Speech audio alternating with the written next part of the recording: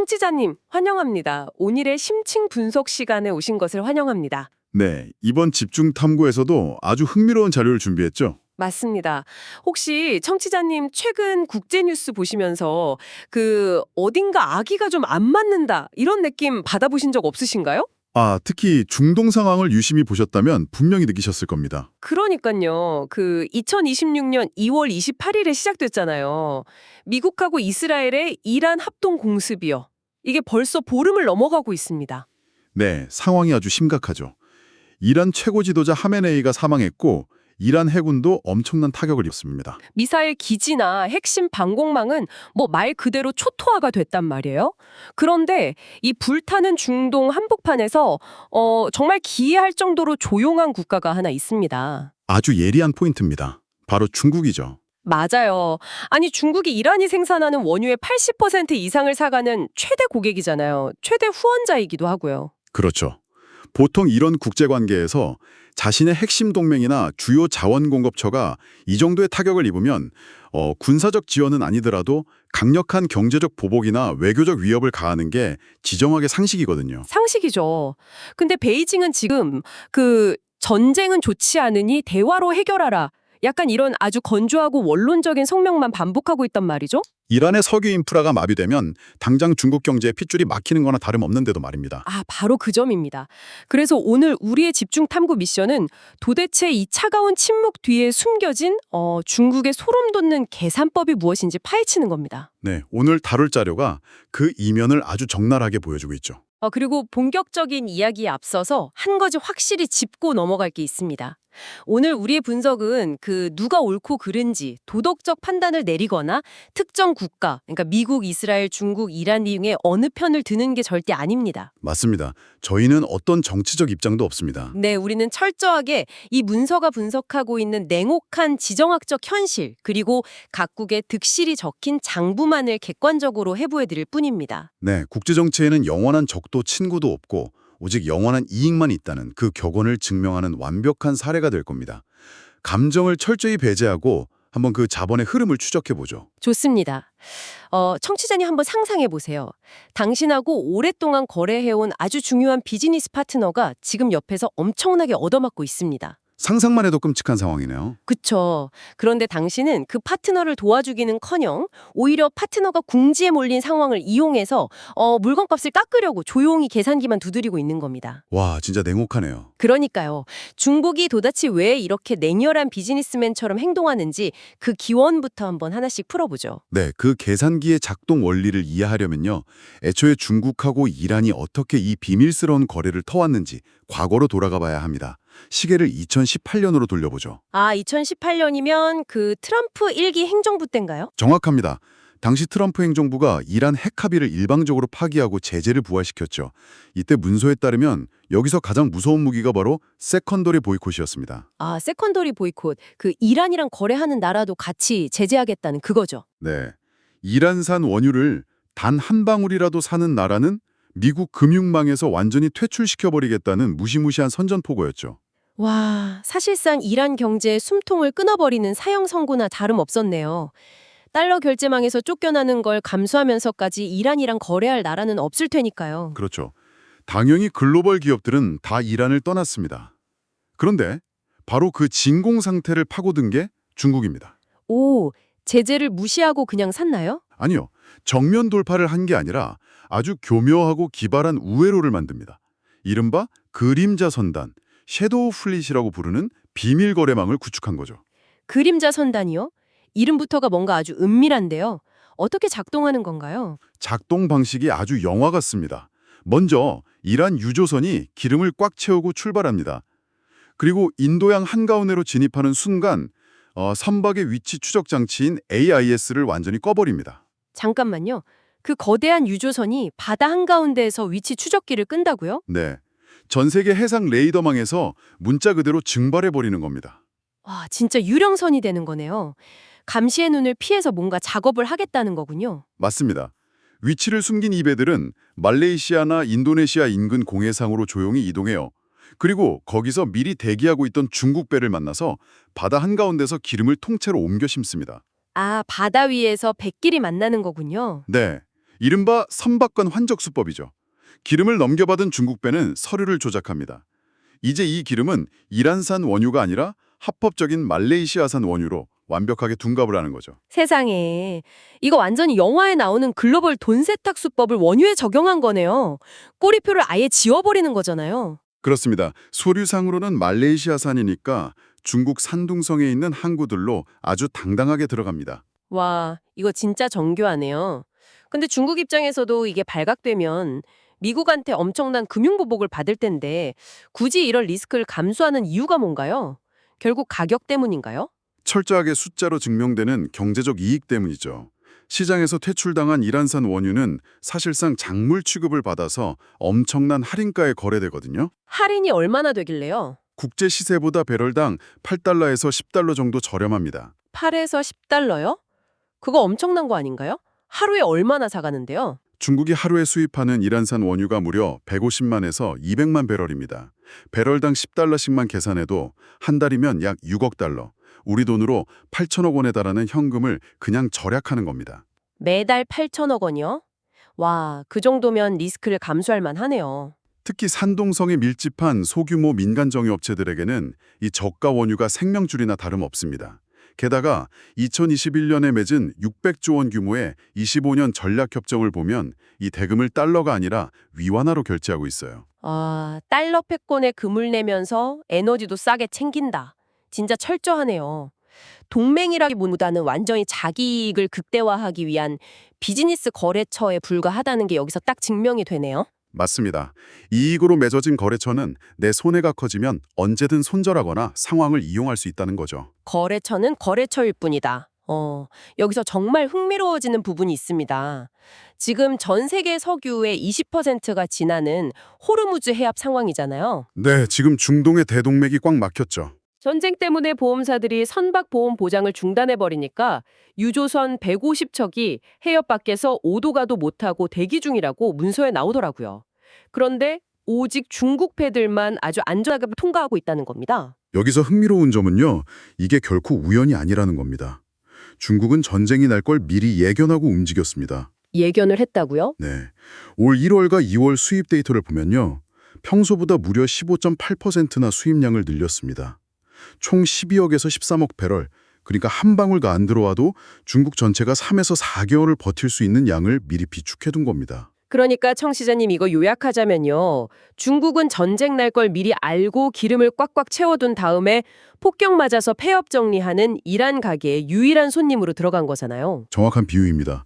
다른 나라 배들은 해협을 못 들어가는데 중국 배만 유일한 손님으로 남아있으니까요. 와, 그럼 이제 90% 할인해달라고 갑질을 하겠네요. 맞습니다.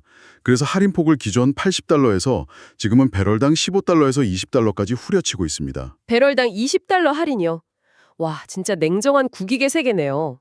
이라는 전쟁 자금이 급하니까 피눈물을 흘리면서 파가야겠고요. 게다가 뒤로는 민간용으로 위장한 미사일 부품 같은 걸 이란에 팔아넘기면서 철저하게 실리를 챙기고 있죠. 하지만 중국이 이란을 돕지 않는 더 큰 이유가 따로 있습니다. 더 큰 이유요? 기름값 깎는 거 말고 또 있다고요? 네, 바로 4월에 펼쳐질 거대한 빅게임 때문이죠. 3월 31일부터 예정된 트럼프 대통령의 방중 말입니다. 아, 미중 정상회담이요? 맞습니다. 이 테이블 위에는 대만 무기 판매, 반도체 규제, AI 통제 완화 같은 중국 국가의 명운이 걸린 의제들이 올라와 있습니다. 만약 중국이 이란을 대놓고 돕는다, 트럼프는 당장 협상판을 엎어버릴 겁니다. 아, 미국 심기를 거스를 수가 없군요. 과거 베네수엘라 사태 때도 중국이 그랬잖아요. 네, 베네수엘라에 1,300조 원을 물려놓고도 미국과의 무역 협상 때문에 철저히 침묵했었죠. 지금 이란도 똑같은 패턴입니다. 미국 시장을 잃는 손실이 이란을 지켜서 얻는 이익보다 훨씬 크니까요. 야, 철저한 계산이네요. 근데요, 중국이 아무리 이 상황에서 막대한 이익을 뽑아내고 있다고 해도 미국이 이렇게 중동에서 강하게 나오는 거에 대해서 근본적인 두려움을 느끼고 있을 것 같거든요. 맞습니다. 베이징 지도부는 지금 밤잠을 설치고 있을 겁니다. 이걸 더 큰 그림과 연결해보면요.